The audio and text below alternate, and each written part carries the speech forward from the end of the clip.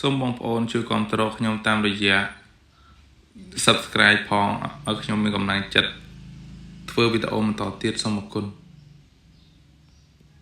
មាននិទានមួយថាសត្វដង្កូវមួយកំពុងស៊ីស្លឹកឈើមានសត្វក្អែកមួយហើររកចំណីទៅប្រទះនឹងដង្កូវនោះក្អែកថាពេលនេះមានលៀបបានដង្កូវស៊ីក៏ហើរទៅជិតដង្កូ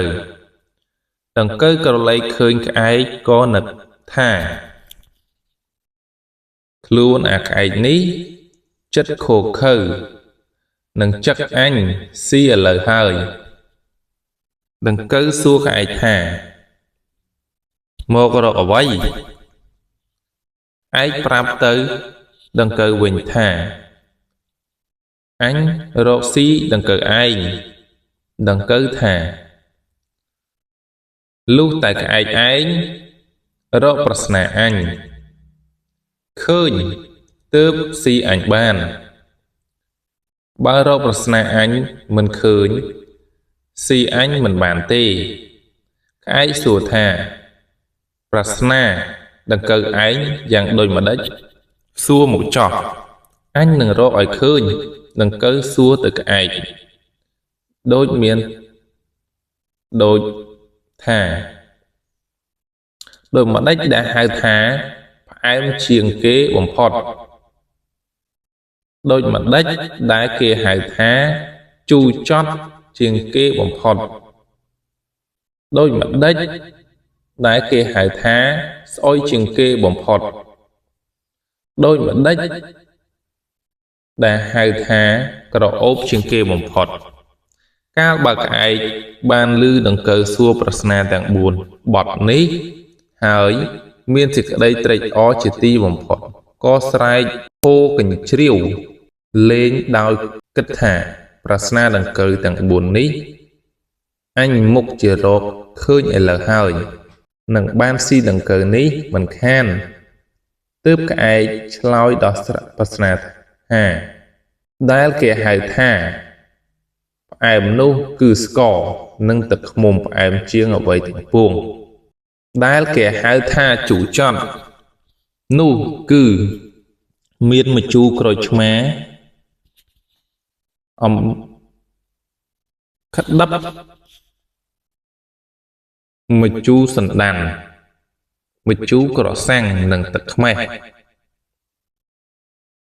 ដែលគេហៅថាស្អុយជាងគេនោះគឺអាចគឺជាខ្មោចសត្វទាំងពួងដែលគេហៅថាក្រអូបជាងគេនោះគឺជាផ្ការំដួលផ្កាម្លិះនិងទឹកអប់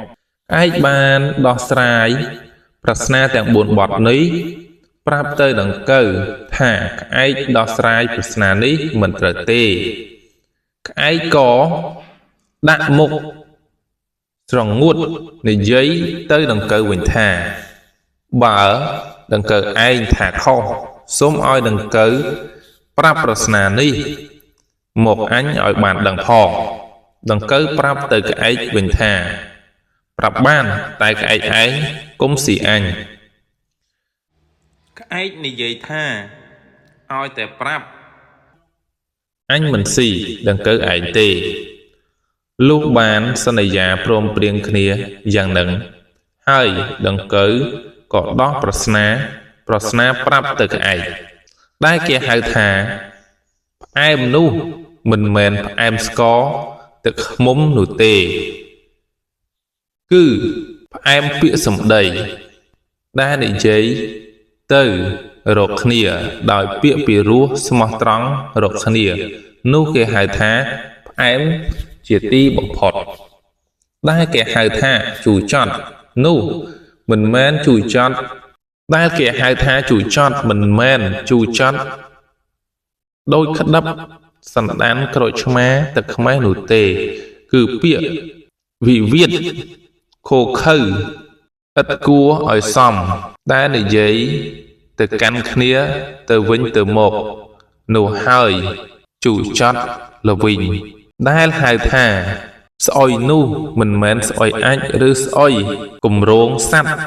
គឺស្អុយគេឈ្មោះដែល ប្រព្រឹត្តអាក្រក់ក្នុងលោកនេះហើយហៅថាស្អុយប្រចិត្តខ្យល់ហើយដែលហៅថាក្រអូបនោះគឺមិនមែនក្រអូបក្លិនផ្កាឬទឹកអប់នោះទេគឺក្រអូបកេរ្តិ៍ឈ្មោះដែលប្រព្រឹត្តល្អនេះគេហៅថាក្រអូបជាគ្រឿងក្រអូបទាំងពួងក្រអូបលើសអ្វីក្នុងលោករឿងនេះចង់អប់រំថាគ្មានអ្វីល្អជាងពាក្យសម្ដីឯមនុស្សរាយរាក់ទាក់ទៅរកគ្នាហើយនឹងភាពជូរចត់គឺការនិយាយអាក្រក់ទៅរកគ្នាហើយស្អុយនោះគឺគេសំដៅទៅលើការធ្វើឲ្យកេរ្តិ៍ឈ្មោះខូចហើយទី4គេចង់និយាយអំពីក្រអូបប្រច្រាស់ខ្យល់នោះគឺក្រអូបកេរ្តិ៍ឈ្មោះកិត្តិយសអញ្ចឹងអរគុណទាំងអស់គ្នាជួយ Subscribe អ្នកមួយផងដើម្បីឲ្យខ្ញុំមានកម្លាំងចិត្ត